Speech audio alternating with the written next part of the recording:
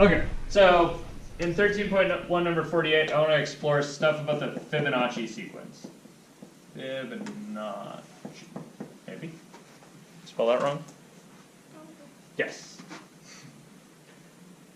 Fibonacci.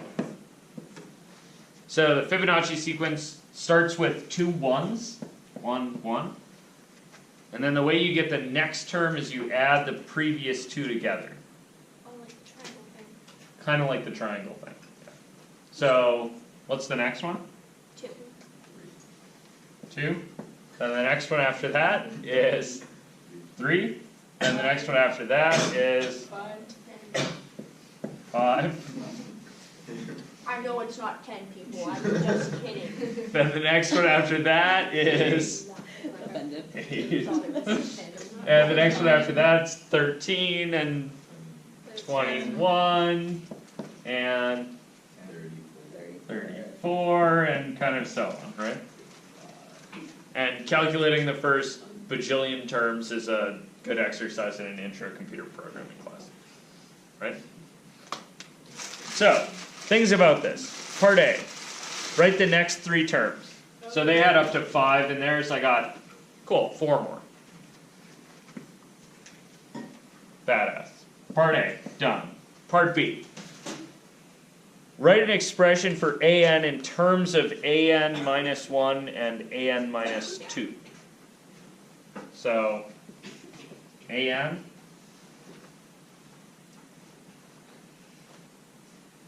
So like out here a ways, right? There's going to be like an an someplace. Where'd you get an? By adding it to the one before it. Or the 2, but you adding the 2 before it. Yeah, so you took the 2 before it, right? What are the names of the 2 before it? an minus 1 and an minus 2. An minus 1 is the one right before it, and an minus 2 is the one 2 places before it. So, well, to get this one, I took those 2 and added them together, right? So if I want to write an expression, that would be an is an minus 1 plus an minus 2. an minus 1 plus an minus 2. Cool? Okay? Part C. Suppose Rn is the ratio of an and an minus 1. Okay, so they told me Rn is an divided by an minus 1. Okay? And Rn minus 1, oh, well, I can guess what Rn minus 1 should be. This is what Rn is. Rn minus 1 should be an minus 1 divided by an minus 2. You guys with that? Okay. Next thing's next. Says, using your answers to part B, find a formula for Rn in terms of Rn minus 1 without any of the A's. What the? I said 3. What are they asking me to do? They said, using part B, find a formula for Rn in terms of Rn minus 1 without using any of the A's. So, here's a formula for Rn, right, that has A's in it. They want me to get the A's out of here and replace them with R's. You guys see that? So I'm going to start with this, and I'm going to say, alright, so Rn was an over an minus 1. But what did part B say? Rn minus 1 is an minus 1 over Oh no, part B. What was an? And was this stuff, right? So that's an minus 1 plus an minus 2 all over an minus 1, right? Yeah. And then don't cancel because there's a plus on the top, right? Oh my god. Ah! So, if you can't cancel right now, what can you do instead? Substitute. No, separate. Separate. Right, so make that into an minus 1 over an minus 1 plus an minus 2 over an minus 1. You guys with me on that? And then that's 1. And then the first part's 1. So I got 1 Plus a minus 2 over a minus 1. plus, yeah, that should be an minus 2 over an minus 1. Which is it reciprocal of r and That was a fancy word. Which is the reciprocal of Rn minus 1, which means that it's It's 1 plus 1 over that. So I can rewrite this as 1 plus 1 over Rn minus 1. Okay, see that? Yeah. Okay, so my formula for part C is Rn is 1 plus 1 over Rn minus 1. that has so much significance to me. Wait for it, because it does. Wait, Just wait. I'm waiting. Okay, so then they say the terms Rn form another sequence, right? You guys believe that? Yes.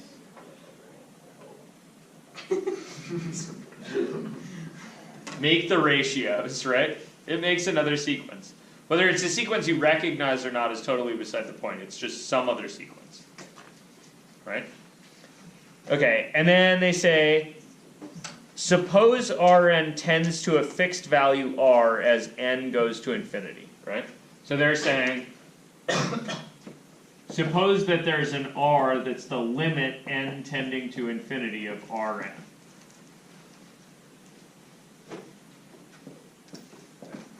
Think like r sub infinity, right?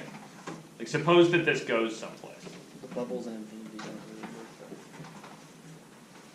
though. Yeah. So suppose that this wanders to someplace specific.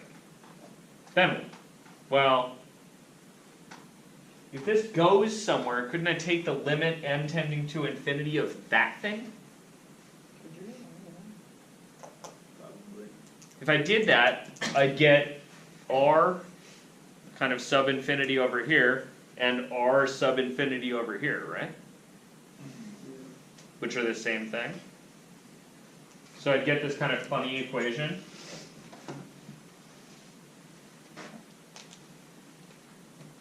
Looks like r is 1 plus 1 over r.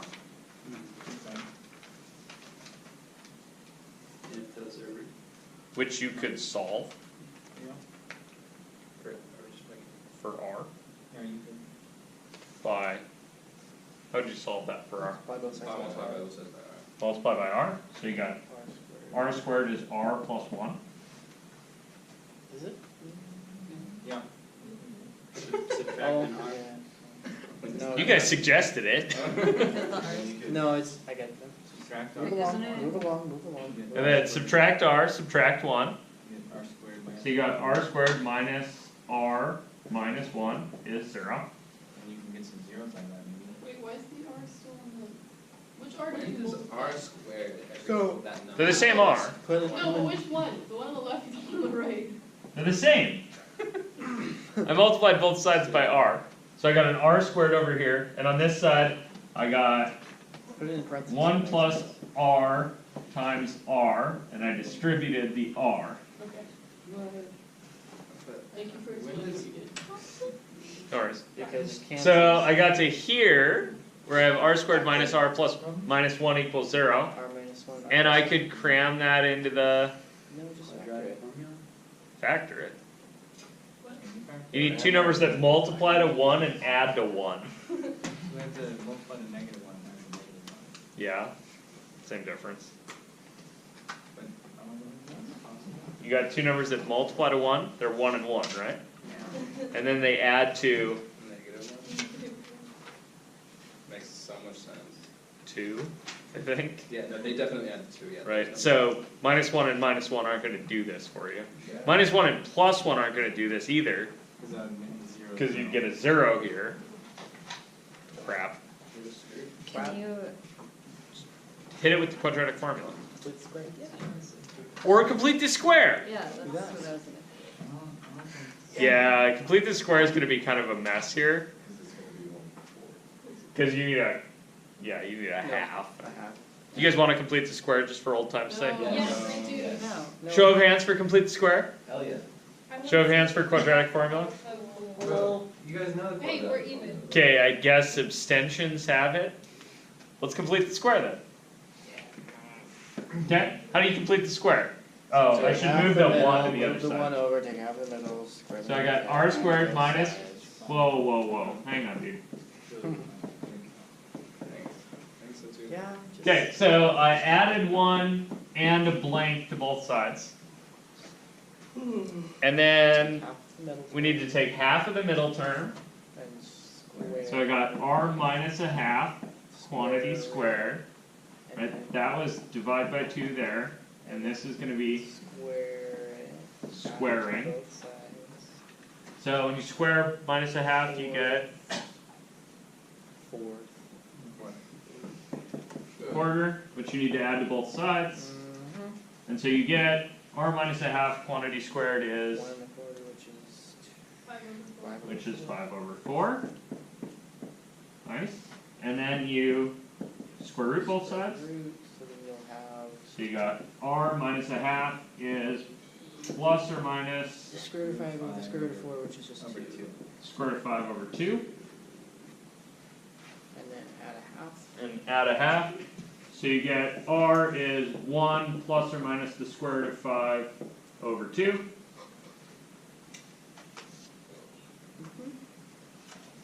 And You have 2 answers. So you have 2 answers, but the ratios of these, right, are going to be positive. So you can forget about the negative. So I can kind of drop the negative one. You guys see that?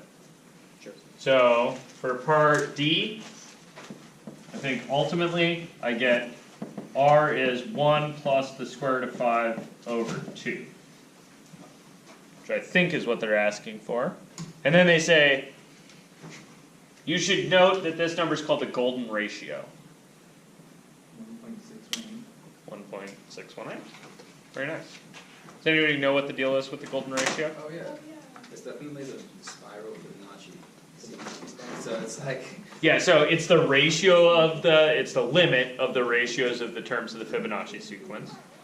Alternatively, it's this thing that people tend to view as aesthetically pleasing. Can you draw some aesthetically pleasing? I can try. draw us a perfect Fibonacci spiral. I'm not going to draw you a perfect Fibonacci spiral, but I will draw you a nice rectangle. Isn't that rectangle nice? That's It's nice. alright. It's pretty nice rectangle there. It's pretty nice. It turns out that I think this is about right. What I need is for this to be about the golden ratio. So I want this to be 1 on this side and 1 plus the square root of 5 over 2 on this side. And when you hit that, people go, oh, isn't that nice? You think that's it? It's pretty close. Nice. So- It does look pretty nice. If I kind of Gotta say. swing this over, right? I feel like that's about a unit, and that's maybe not quite 60% more. So maybe I'm a little bit short. You guys see that? That looks nice. I feel like don't I know. probably have about 1 to 1.5 here, right? Maybe if it was just a little longer, you'd all believe that it looks nice. Does that matter? I feel like I missed it a little bit. I get the idea. At any rate, you could actually see this in psychology. It's really funny. If you ask people to look at pictures of people's faces and grade them as attractive or not, they tend to lump people into attractive when your proportions of your face are basically this. There's a whole bunch of other art things that have to do with this. Have you ever seen the pictures where like they take celebrities and they make their face proportional and they look really creepy? Like they'll actually make them like perfectly Oh, where they like mirror them Yeah, and stuff? they're Yeah. super There's some extremely strange things. We actually talked about this number earlier this semester. I suspect you all have forgotten it.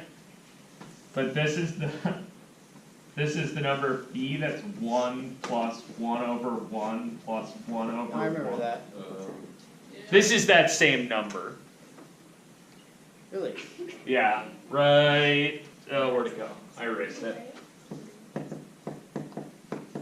The equation I was trying to solve was this one, right? Oh, Yeah, right. So they Guys can't remember? plug that So, in. in some reasonable sense, this is also the most irrational number, which is kind of wackadoo.